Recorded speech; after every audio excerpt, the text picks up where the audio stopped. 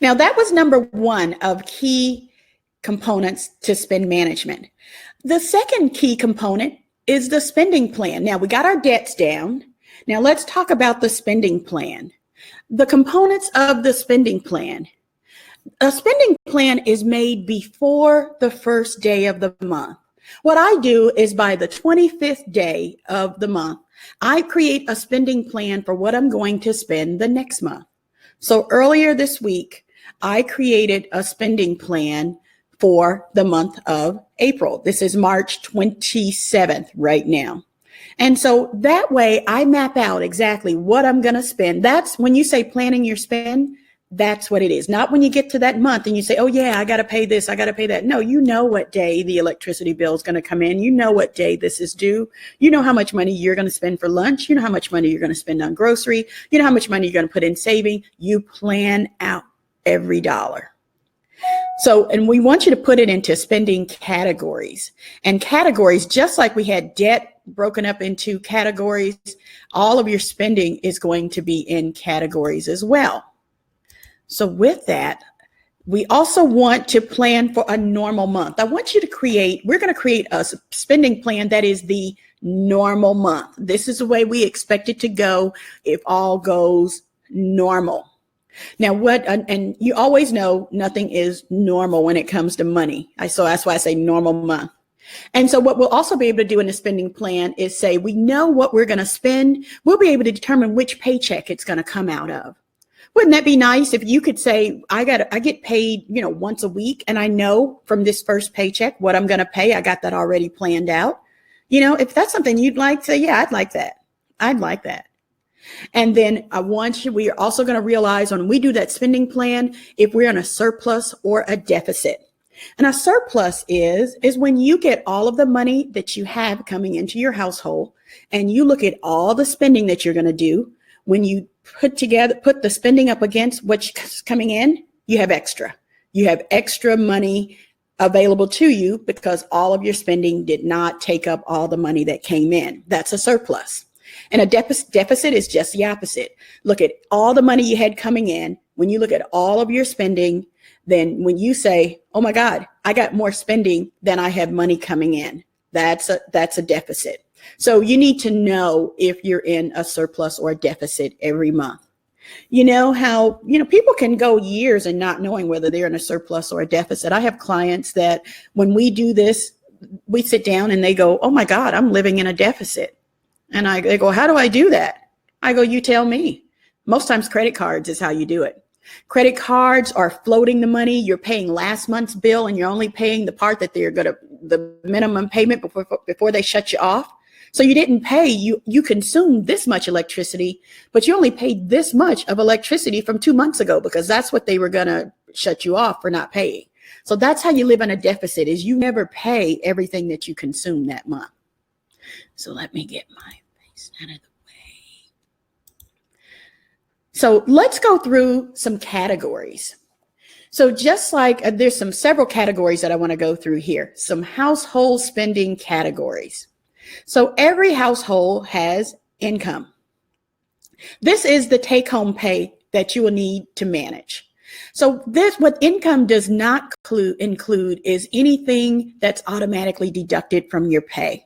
If you have your health insurance automatically deducted, taxes automatically deducted, if you have other payments that's automatically deducted, let's not include that in your income, because we want to focus on what you have to manage. And then also you have housing. This is the stuff that it takes to run your house. This is your rent or mortgage, your electricity, your, anything. The way you think about if something goes in a particular category, you say, if I got rid of this thing, which is the house, would this cost go away? And the answer for electricity is yes. If I didn't have this house, I would not have to pay that electricity bill. Now, so that's how you kind of think about whether it goes in that category. The next one is food. This is food. Think about all the food that you consume. You have grocery, you go to the grocery store, you eat out. You also have, we had a breakfast today at my job, and the leaders had to bring breakfast. And they told us what to bring. So I was up at 4 o'clock in the morning making pancakes and bacon. Okay. Now, I couldn't use the grocery that I had already bought because I didn't have enough pancakes and bacon and I didn't have syrup. So all of that to say is that's another food cost that I had this month because I had bought grocery. I got money allocated to eat out. I had other food costs because I had to go buy those things to accommodate that breakfast. Now, what I do on food is I include cleaning supplies in this number. You know, the reason I do that, if I'm buying, Simple Green or Windex and things like that, toilet paper, soap, I include all of that in my food. The reason is that's because that's how I buy it. I go to one store, whether it's Target, whether it's Kroger, whether it's Walmart, and I buy everything all together. If I didn't do that, I would have to go through the grocery bill and say how much of this is food, how much of this is household products and things like that. So to make it easy, I include all my cleaning supplies in this food number. This is basically what I'm going to spend at the grocery store. Transportation.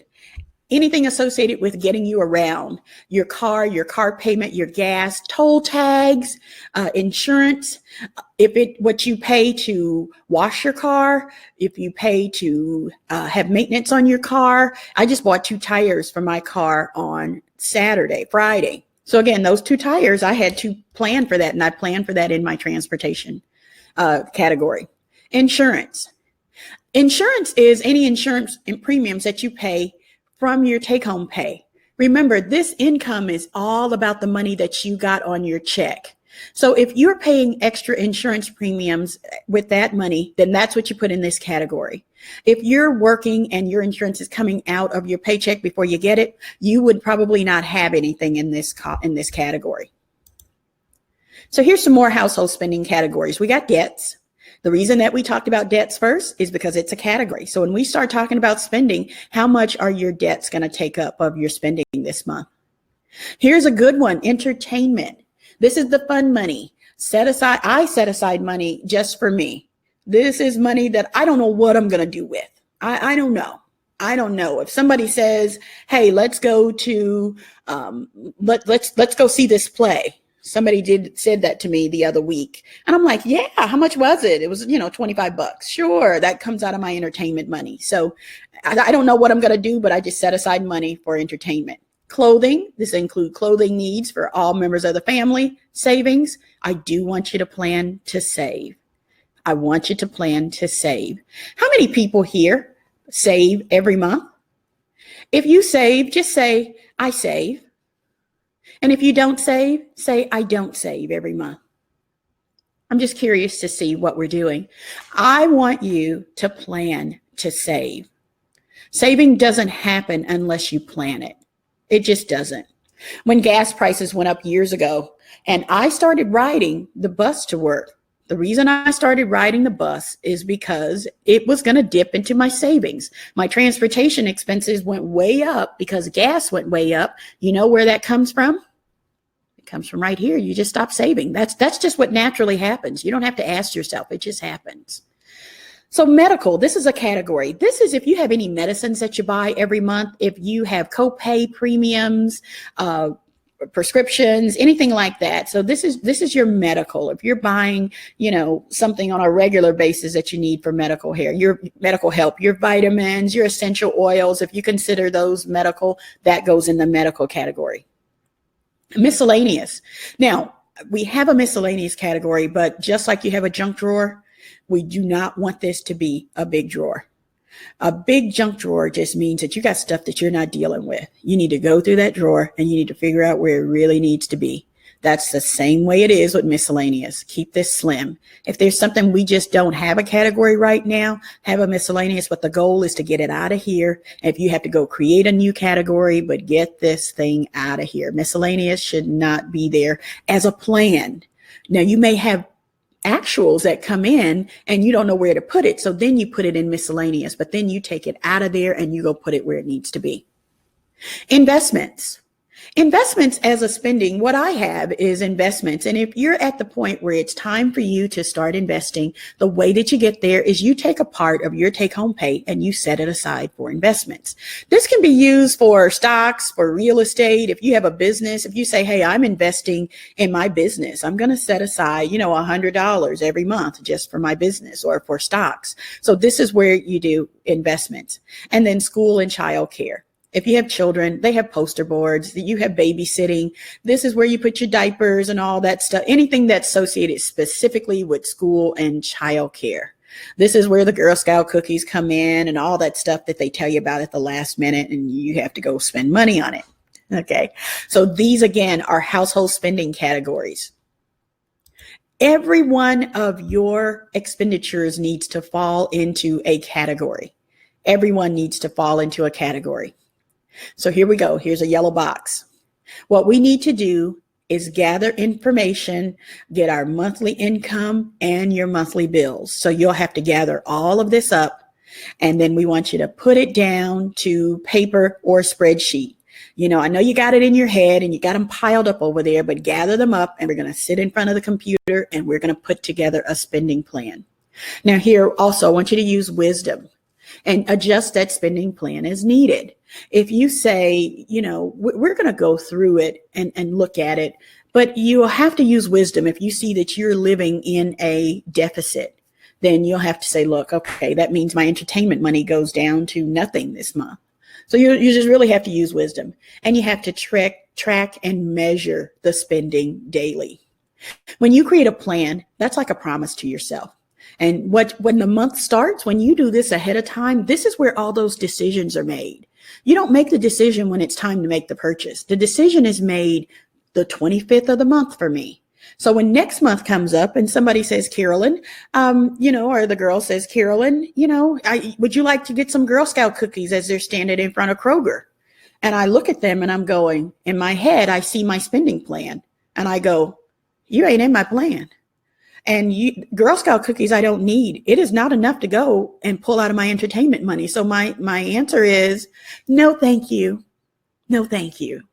They don't know what's in my head. It's not that I don't like you, girl. It's just that you didn't make the plan. I knew Girl Scout cookies would be coming out this month. So you didn't make the plan. Sorry. Guess what? There's that assignment. There's that assignment button. So our assignment is to create a spending plan. Now, I want you to pull out all of your bills and create a spending plan. My goal was to have you create the spending plan before the first day of the month, which means you have 4 days from now to get it done. Now, you don't have to get it done. It's a stretch goal. You don't have to. We can go through it as slowly as we need to because there's some decisions that have to be made. But if you think you can get it done, I'm going to show you a demo of what that looks like. And then let's talk about what we think we can get done. Now, what I have is a Kingdom Wealth spend management planner. What this allows us to do is create a monthly spending plan, organize all your income and expenses by categories, plan your bill payment by paycheck, determine if you're in a financial deficit or a surplus, and you can download it now, the Kingdom Wealth spending plan tool. I'm going to give that to you in a second. So what I'm going to do first is I'm going to show you a demo of creating it.